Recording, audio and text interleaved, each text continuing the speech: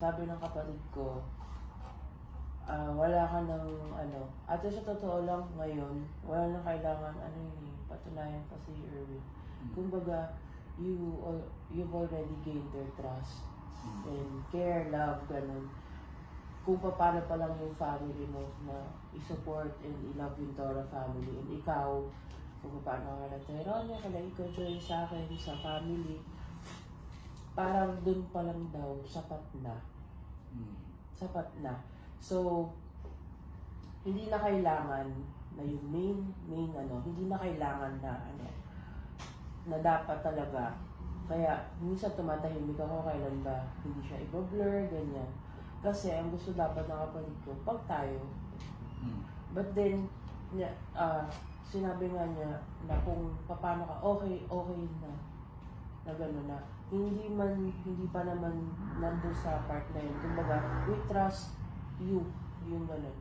Kung ano man yung sabihin mo, kung paano, kung ano yung pinag-usapan natin, how you course us, gano'n. So, dun pa lang sa pagiging mabait mo and being present for us, naging sapat siya, gano'n. Kasi consistent ka, gano'n. Ako, as for me, yung mga ginawa ko or ng family namin to support your family, hindi siya parang planned or anything ba kasi iniisip nyo? Hindi. Alam naman namin yan. Kasi nauna yung closeness eh. Wala naman... Parang ever since before, na nag-meet tayo ng family nyo, ganun na kami sa inyo.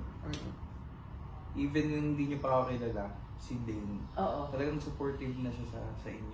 Close, So, nadagdag na lang kami. Hindi namin siya ginawa para magustuhan nyo kami. Alam ko naman yun.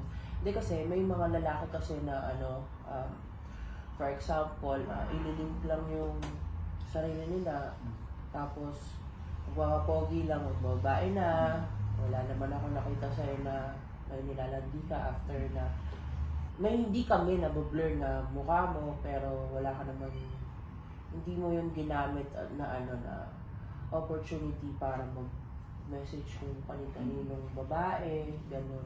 And also, dahil pinag-uusapan na natin to, meron kasi mga nagsasabi na lagi mo kong pinapost, though naka-blurred, tas ba't di daw kita pinapost?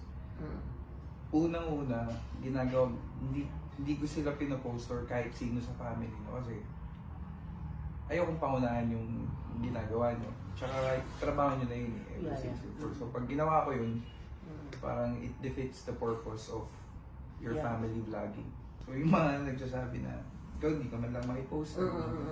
Yun po yung reason kaya hindi ko siya makipost. Kasi ginagawa na nila bakit ko ba ipopost? Pero, gusto ko naman. Kaya minsan, pa isa-isa, pag may sinisend kang picture mo na, uy, ganda. Tapos nilalagyan ko smiley. nilalagyan mo ng emoji, Pero yun, thank you kasi, yun, yung sinabi mo, enough naman pala yung ginagawa ko. Though sometimes iniisip ko hindi, kasi busy ako eh. Pero hanggang masisqueeze ko yung schedule, hanggang may, ayoko sabihin sinisingit eh. Ginagawa ko talaga ng paraan para maging present ka. Actually, first time ko palang pumunta nun, naramdaman ko na welcome naman ako eh. Then naglaro tayo ng cards. Sabi ni Mami Oni, welcome to the family. Kinilig ako eh. Parang di pinakita. Yun lang ako. Pero yun, kinilig ako. Sa lahat ng nangyayari ito na hindi ka mabublur, hulaan mo kung sino. Tyronia? Hindi. Sino? Editor.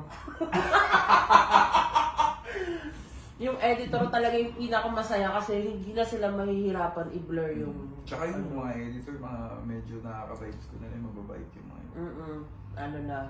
Hindi ka na... Ako na akong hindi nabanggit si Cha, si Mami Oni, syempre, si Ika Tyronia, Joy. si Ika Joy.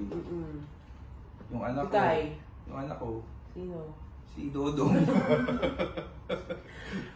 Si Mikay. Ayan. Mikay. Hindi ka na si Mikay. Pero hindi okay naman. Tapos hindi naman kami nag-a-adjust. Di ba, nararamdaman mo na, hindi ka naman nakikisama. Natural lang. Hindi, nakikisama. Siyempre, Nakikisama na natural, pero hindi pang pesa, syempre parang napipilitan ka? Hindi naman napipilitan, tinatansya mo din paano ka ba magsasalita. Baka hindi sila yung tulad ng ibang tao na alam mo yun, kung kausapin namin, wala, tropa, gano'n, baka hindi sila gano'n. Nag-adjust din ng konti. Pero hindi siya yung major adjustment. Hindi siya, kumbaga hindi nagpanggap na, uy, ganito ako. Hindi naman gano'n. Hindi namin na-feel yung kailangan namin maging gano'n. Mayroon kami na experience eh. So, which hindi mo naman din kasalanan na experience namin yun. Kaya, hindi din maiiwasan na mag-isip na baka nabibigla ka lang kasi ate yan ni Tony o siya si Mama Marie, gano'n. Baka nabibigla ka lang, baka na-curious ka lang, gano'n. Pero since na yun, anong araw na ngayon? 3 months na tayo nag-date, yung na yun, yung ang laki ng yung progress nang nakita ko sa adjustment mo sa ugali ko. And yun nga, yung naano ko din sa sarili ko na ang dami ko din natutunan at na nagkaroon ako ng maraming realization, awareness na kung paano ako magre-respond sa'yo. Thank you din sa pag-trust dahil of course, nasa reality show ako. So, ano yung mga pinag-uusapan natin, yung tiwala na binigay mo sa akin na ay na sinishare ko sa mga tao kung ano yung ongoing, kung ano yung mga nangyayari, na willing ka. Thank you for that. Yung masasabi ko din. So, don't even have to ask. Na? Kung willing ako.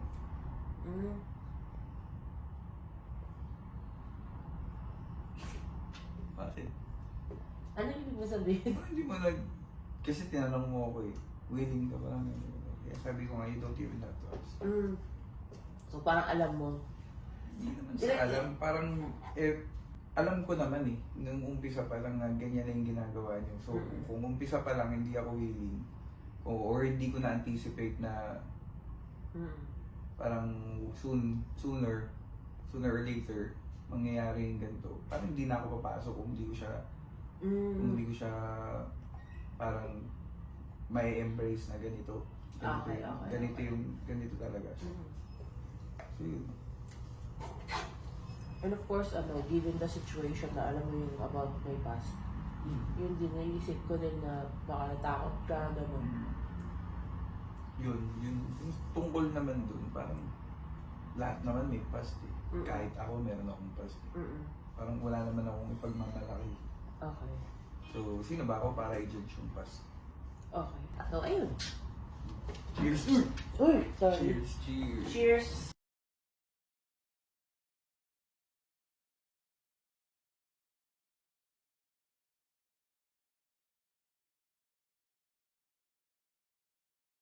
Hi guys! This is Mama Marie. Gcash time! So guys, eto, bagong paglilibangan. 21 and above lang to Ito ang PH Fairy. Ewan ko, basta yun. PHFIERY. Kayo na lang bahala kung paano nyo ipopronounce. So, ang dali lang na gagawin nyo. Nandyan ang link sa comment section down below. Pagka-click nyo, register sa mga gusto lang maglibang, okay? So ngayon guys, papakita ko sa inyo kung paano ako naglalaro dito. Pindutin natin dito si Walang Kamatayang Super Ace. Meron dito, tandaan nyo guys, may 10 pesos, may gano'n, lahat mura. So, ayan na nga guys, naglalaro na tayo ng Super Ace. And usually, ang ginagawa ko dito, bumibili ako ng bonus. May 100, may 200. Actually, mas mababa pa nga kasi makakapag-scatter tayo dito. Tignan mo, ang bilis. So, nag-scatter lang ako.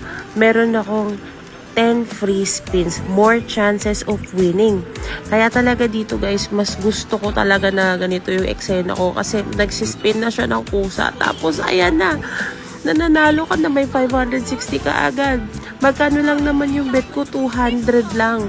OMG, 400 na. Ano pa? Win ko na agad ngayon, 1,780. Oh, may 3 spins na lang ako.